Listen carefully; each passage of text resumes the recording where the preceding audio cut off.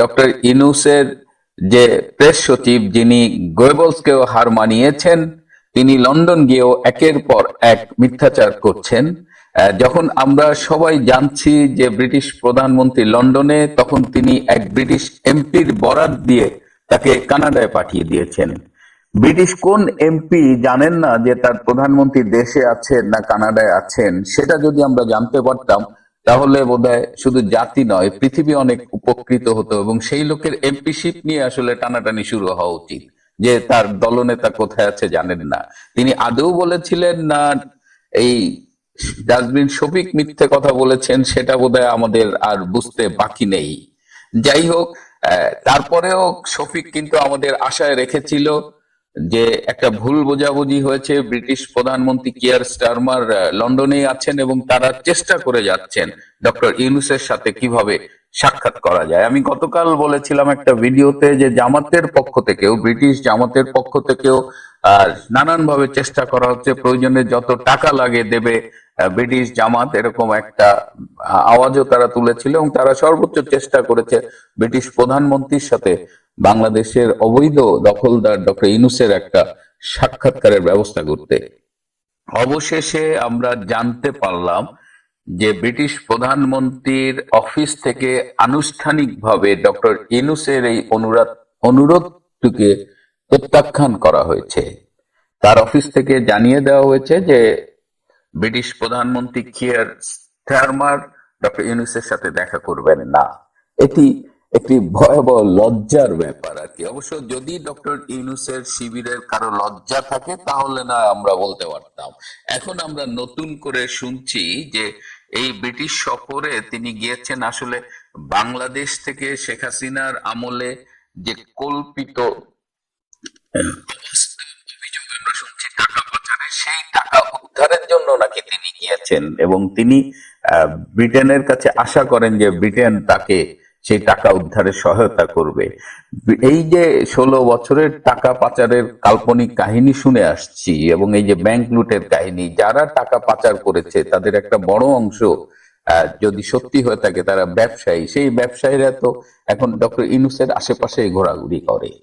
এই যে 10 মাস ক্ষমতা নিয়েছেন, এই 10 মাসের শেয়ার বাজার থেকে 90,000 কোটি টাকা উধাও হয়ে গেল। সেই 90,000 কোটি টাকা কোথায়? এই যে ছাত্র সমন্বয়করা, এই যে তার উপদেষ্টাদের এপিএসরা যে হাজার হাজার কোটি টাকা সব মিলিয়ে লুটপাট করেছে, সেই টাকাটা কোথায়? ডক্টর ইউনূস, আপনি নিজে চালন হয়ে সুইয়ের পিছনে ফুটোকে জিজ্ঞেস করছেন যে সুই তোর নিতম্বে বড় ফুটো। তো এই চালন দুর্নীতিবাজ ডক্টর ইউনূস এখন জাতিকে সবক দিচ্ছে যে দুর্নীতির টাকা উদ্ধার করতে তিনি সদল বলে লন্ডনে গিয়েছেন। আমরা প্রথমে শুনলাম যে কিংস চার্লস তাকে একটা পুরস্কার দেবে, আজকে সেই পুরস্কারটি দেওয়ার কথা 12ই জুন। তারপর শুনলাম যে ব্রিটিশ প্রধানমন্ত্রী কিয়ার স্টারমারের সাথে তার বৈঠক হবে, সেটি যে মিথ্যাচার ছিল, এবং কখনোই এই বৈঠকটি ফাইনালাইজড হয়নি। তার আগেই তারা ঢাকঢোল পিটিয়েছে ঢাকায় যে সংস্কারের বিষয় নিয়ে আলোচনা হবে।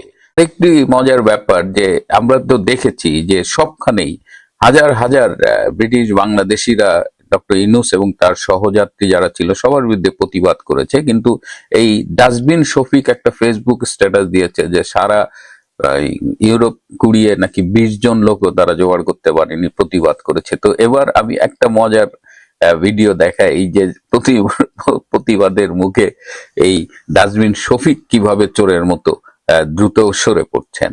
এই দেখেন শফিক ডাকাইত লন্ডনে, এই দেখেন শফিক ডাকাইত লন্ডনে, এই দেখেন শফিক ডাকাইত লন্ডনে। দেখেন আপনারা সবাই শফিক ডাকাইতকে, এই দেখেন শফিক ডাকাইত গণশত্রু লন্ডনে, এই দেখেন গণশত্রু।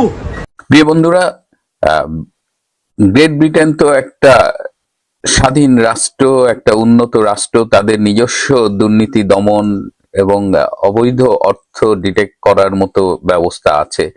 ব্রিটিশ সরকার নিশ্চয়ই এ ব্যাপারে ব্যবস্থা নেবেন, এবং এটা শুধু ইউনূসের কথা মতোই তারা ব্যবস্থা নেবেন, আর ইউনূস না বললে কিছু নেবেন না। তাদের ইন্টারনাল মেকানিজম তো সেটা তো অ্যাক্টিভ আছে। সুতরাং এই ইংল্যান্ডে কোথায় কালো টাকা আছে, কিভাবে সেই টাকা ঢুকলো, সেই টাকা কিভাবে ব্যবহৃত হচ্ছে, সেটা তাদের নিজস্ব মেকানিজমেই তারা ডিটেক্ট করবে। এটা নিয়ে ডক্টর ইউনূস যেভাবে লাফালাফি শুরু করছেন, এবং আরো ব্যাপার হলো গতকাল চ্যাথাম হাউসে তার একটা প্রশ্ন উত্তর সেশন ছিল, একটা মিটিং ছিল, সেখানে তিনি বক্তৃতা করেছেন, এবং সেই প্রশ্ন উত্তর সেশনে অনেকেই যাবেন বলে রেজিস্ট্রেশন করা হচ্ছে, কিন্তু শেষ মুহূর্তে দেখা গেল যে আওয়ামী পন্থী যারা রেজিস্ট্রেশন করেছিল তাদের সবাইকেই ইমেলে বলা হয়েছে যে আপনারা চাইলে অনলাইনে যোগাযোগ করতে পারেন, আপনাদের যে এই যে সরাসরি সশরীরে উপস্থিতির জন্য যে রেজিস্ট্রেশনটা অ্যাকসেপ্ট করা ছিল সেটা বাতিল করা হলো।